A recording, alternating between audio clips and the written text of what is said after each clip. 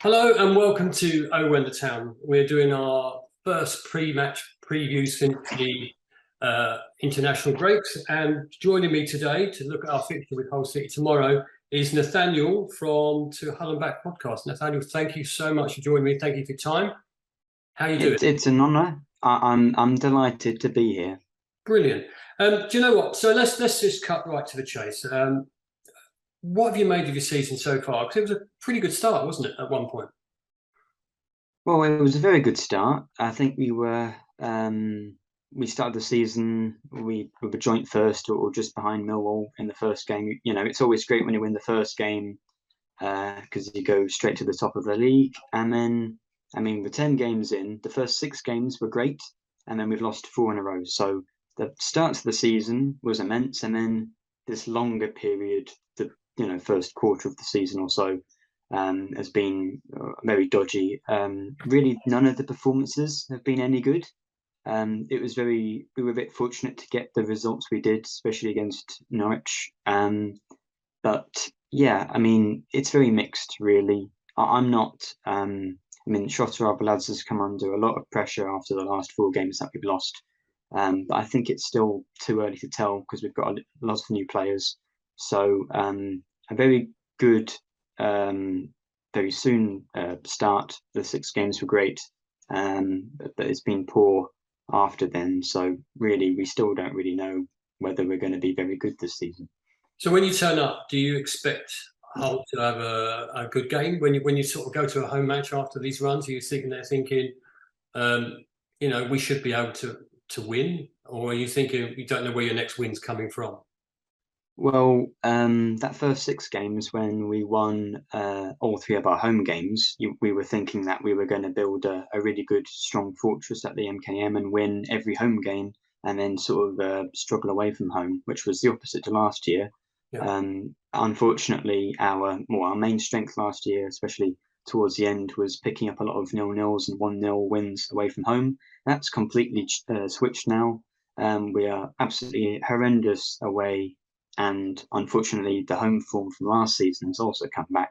So the first 6 games, I thought, we'd steamroll the league at least and be at the top of the home table. But now I'm thinking we're playing poor at home and away. Friday, I'm probably one of the more optimistic fans at the moment, but it's going to be a tough game, I think, with the way the performances have been, especially. Do you think the international break has come at the right time for your team to sort of recompose themselves? Because I was wondering with us, we had our first home win, and then we've immediately gone into a break, and you're thinking, I didn't want that to happen. Do you think that the international break might benefit Hull?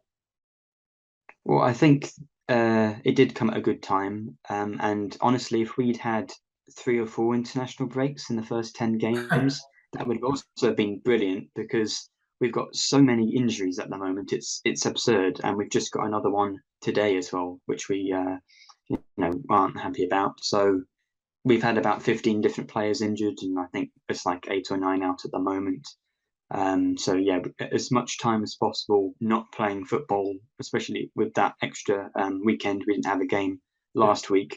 That's good because we need to build up fitness from these players we signed, especially the free agents we signed in the summer.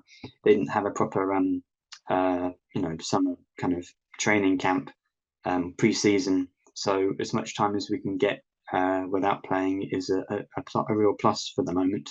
So yeah, the international break So, was very welcome, really. so you said you've had a lot of injuries, but I'm assuming that there'll be some players that we need to look out for on Friday night. And who would you say your main danger men are? Well, our main danger man is Oscar Estepinian, who's the top goal scorer in the league. So, obviously he's a very dangerous player. I think he's in Colombia at the moment, or he's just flown back. So he likely won't start because he'll be jet lagged. So the international break hasn't helped in that way that a lot of our players, we brought in a lot of international players, which is good. But then it means, especially early on in the season when they need to build up chemistry, they're not here. So it won't be Oscar Estepinian because he won't play the whole game. However, Ozan Tufan and Dimitris Pelkas both signed from Fenerbahce, and they're the exciting attacking players we've spent a lot of money on. Or at least Tufan was a permanent deal. So the two players we signed from Fenerbahce, Tufan and Pelkas, are definitely the ones to watch out for. And what do you think? What sort of game can we expect on Friday from you guys? Well, if we play like we have done in the last 4 games, it'll be a very easy one for Luton. I mean, I heard from Luton fans that Luton prefer not to have the ball, and they do better with out of possession. Is that true? Well, our last few home away games, absolutely true. The ones where we've got good results, we've had very little possession, but good results. Cardiff and Swansea, and where's the other one? Burnley away. That was kind of cool. And our home form, even when we played Blackburn and won 2-0 the other week, they had much more possession with us. But when it's sideways and backwards, it doesn't go anywhere.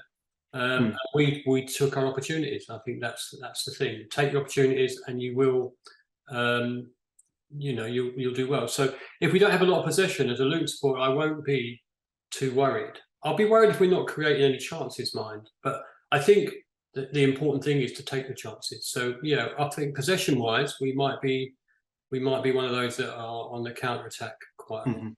Yeah, well, if it's a similar match to our last home game against Stoke, which we lost 3-0, we had 60% of the possession then. We didn't do anything with it, passed it side to side, and then Stoke took their chances. So hopefully it won't be like that, but I have a sneaking feeling that it probably will be.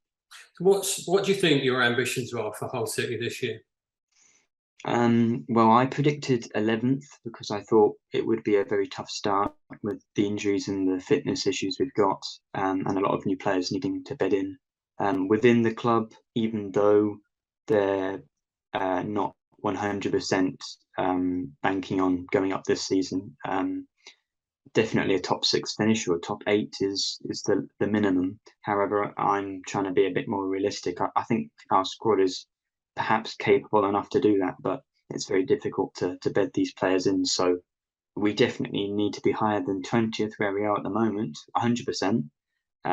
But a top half finish would be reasonable, acceptable, and then top 6 is a possibility if we get back to that home form we had at the start. But the way we're playing at the moment, relegation is beckoning, of course, but it is just 10 games in. It's too early to tell. But top 6 is a slim possibility.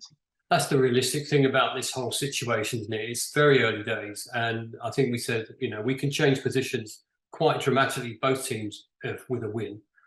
So we shouldn't panic yet. I know always the ask, and we both know we're quite partisan with our teams, but what's he going to do? What's the game going to be tomorrow? What's the score going to go?